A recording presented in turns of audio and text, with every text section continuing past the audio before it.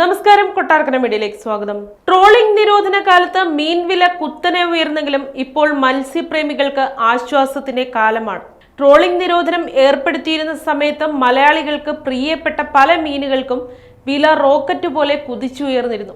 എന്നാൽ ഇപ്പോൾ ട്രോളിംഗ് നിരോധനം അവസാനിച്ച് ബോട്ടുകൾ കടലിൽ പോകാൻ തുടങ്ങിയതോടെ മലയാളികളുടെ ഇഷ്ടവിഭവങ്ങൾക്ക് വില പകുതിയിലും താഴെയായി കുറഞ്ഞിരിക്കുകയാണ്.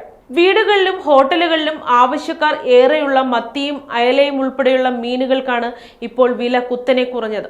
കിലോയ്ക്ക് 400 രൂപയ്ക്ക് മുകളിൽ വരെ എത്തിയ മത്തിക്ക് ഇപ്പോൾ കിലോഗ്രാമിന് 200 രൂപ വരെ നൽകിയാൽ മതി.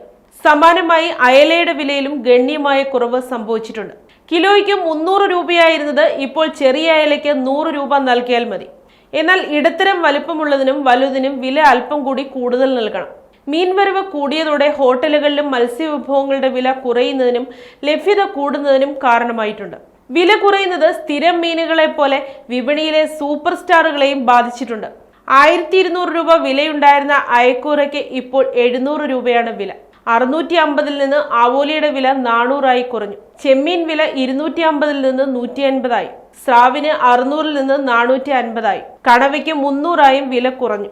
വരും ദിവസങ്ങളിലും ഈ വിലക്കുറവ് തുടരുമെന്നാണ് മത്സ്യത്തൊഴിലാളികൾ പറയുന്നത്.